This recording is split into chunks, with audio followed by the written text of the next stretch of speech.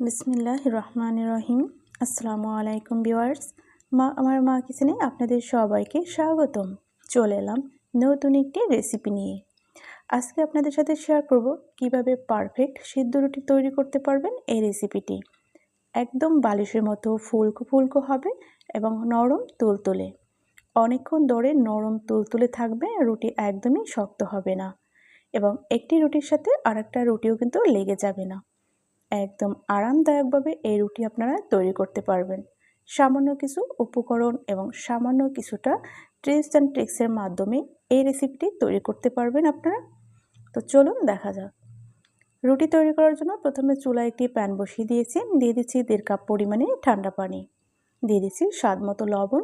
এখানে 1 চামচ পরিমাণে লবণ ছিল।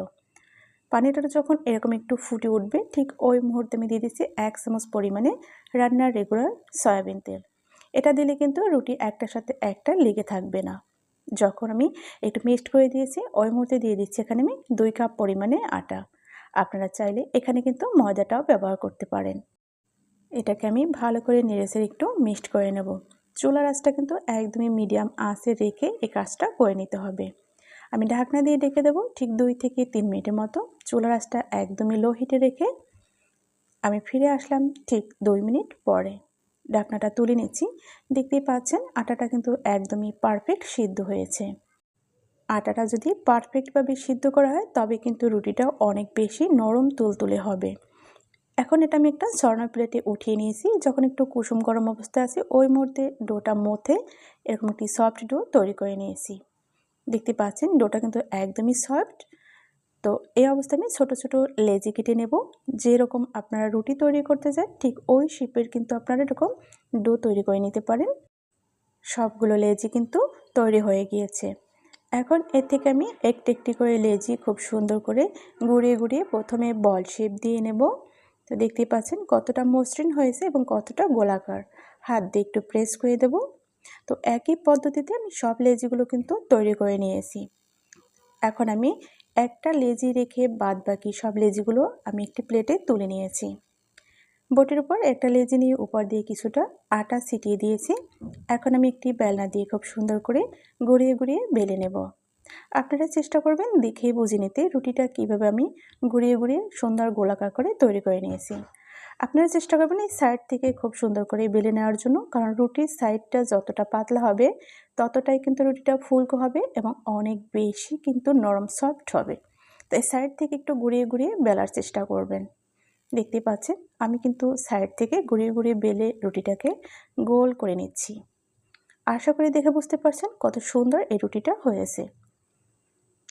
আমি কিন্তু আপনাদের দেখিয়ে দিচ্ছি কতটা পুরুত্ব রেখেছি, একদমই কিন্তু মিডিয়াম রেখেছি।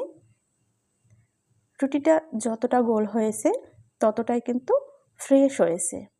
এরকম রুটি তৈরি করলে কিন্তু একটা রুটির সাথে আরেকটা রুটি যখন রাখবেন তখন কিন্তু লেগে যাবে না। আমি একই প্রসেসে প্রত্যেকটি রুটি তৈরি করে নেব। শুধুমাত্র আপনাদের সুবিধার্থে আমি আরও একটি রুটি তৈরি করে দেখিয়ে দিচ্ছি। প্রথমে একটি লেচি নিয়েছি, এর উপর একটু আটা ছিটিয়ে দিয়ে ঘুরিয়ে ঘুরিয়ে খুব সুন্দর করে রুটিটা গোল করে নিয়েছি। ভিউয়ার্স, আপনারা যারা প্রতিনিয়ত আমার এই রেসিপিগুলো দেখেন কিন্তু এখনও চ্যানেলটি সাবস্ক্রাইব করেনি, আশা করি আপনারা চ্যানেল সাবস্ক্রাইব করে সাথে থাকবেন। আর পাশে থাকা বেল বাটনটি অবশ্যই প্রেস করে দিবেন, যাতে প্রত্যেক দিন আমি নতুন নতুন রেসিপি যখন আপলোড দেব সবার আগে আপনি দেখতে পারেন। তৈরি হয়ে গেল আরও একটি রুটি। আশা করি দেখে বুঝতে পারছেন রুটিগুলো কতটা সুন্দর হয়েছে এবং কতটা সফট হবে। তো একই প্রসেসে আমি সব রুটিগুলো কিন্তু তৈরি করে নেব। এ পর্যায়ে এসে আপনারা যারা এখনও লাইক দেননি কিংবা ভুলে গিয়েছেন, আশা করি একটি লাইক দিয়ে আমার সাথেই থাকবেন। দেখতে থাকুন, আশা করি ভালো লাগবে।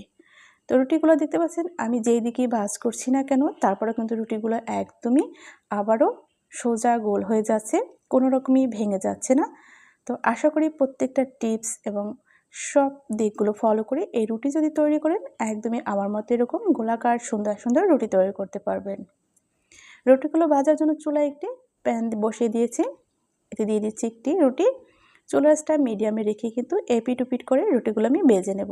তবে চুলার আঁচটা অবশ্যই মিডিয়ামে রাখতে হবে।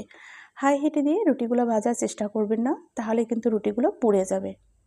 দেখতেই পাচ্ছেন কতটা ফুলকো হয়েছে, একদম বালিশের মতো। আশা করি এইরকম রুটি আপনারা প্রত্যেক দিন সকালে বানিয়ে কিন্তু নাস্তা করতে পারবেন।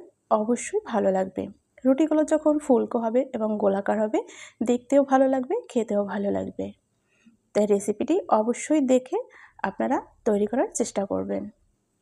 ভিউয়ার্স, আপনারা এই ভিডিওটি না টেনে দেখার চেষ্টা করবেন, একটুখানি ওয়াচ টাইম দেওয়ার চেষ্টা করুন। আমি একই পদ্ধতিতে সব রুটিগুলো কিন্তু ভেজে নিচ্ছি। আশা করি আপনারা দেখে বুঝতে পারছেন রুটিগুলো কতটা ফুলকো হয়েছে এবং কতটা সফট হবে। এই সব রুটিগুলো ভেজে আমি আপনাদেরকে সার্ভ করে দেখিয়ে দিচ্ছি কতটা সুন্দর হয়েছে। তো একে একে সব রুটিগুলো কিন্তু আমার ভাজা হয়ে গিয়েছে, তুলে আপনাদেরকে আমি সার্ভ করে দেখিয়ে দিচ্ছি ফাইনালি। এগুলো কিন্তু আপনি অনেকক্ষণ ধরেই রেখে দিতে পারবেন, একদমই শক্ত হবে না, এরকমই সফট নরম তুলতুলে থাকবে। যারা ঝামেলার জন্য এই রুটি তৈরি করতে চান না, তারা আশা করি আমার রেসিপি দেখার পর আর রুটি তৈরি করা ঝামেলা মনে করবেন না। এরকমই খুব সহজে ঝরঝরে এবং রুটিগুলো এরকমই ফুলকো ফুলকোভাবে তৈরি করে নিতে পারবেন। আশা করি আজকের রেসিপি আপনাদের অনেক অনেক ভালো লাগছে। তাই ভিডিওটি সবার মাঝে বেশি বেশি করে শেয়ার করে দিবেন। লাইক কমেন্ট করতে একদমই ভুল করবেন না। আমার এই রেসিপিটি কেমন লাগলো তা অবশ্যই কমেন্টের মাধ্যমে জানিয়ে যাবেন। দেখতেই পাচ্ছেন এখানে ডিম এবং আলু ভাজি দিয়ে আমি সার্ভ করে নিয়েছি। আপনারা চাইলে কিন্তু গোশ কিংবা অন্য তরকারি কিংবা ডালের তরকা দিয়েও এটা সার্ভ করে নিতে পারেন, একান্তই আপনাদের রুচি মতো। আজ তবে এখানেই বিদায় নিচ্ছি। দেখা হবে আগামীতে নতুন কোনো রেসিপির সাথে ইনশাল্লাহ। সে পর্যন্ত সবাই ভালো থাকুন, সুস্থ থাকুন। আল্লাহ হাফিজ। আসসালামু আলাইকুম ওয়া রাহমাতুল্লাহি ওয়া বারাকাতুহু। যে যেখান থেকে আজকের রেসিপি দেখেছেন আপনাদেরকে অসংখ্য অসংখ্য ধন্যবাদ।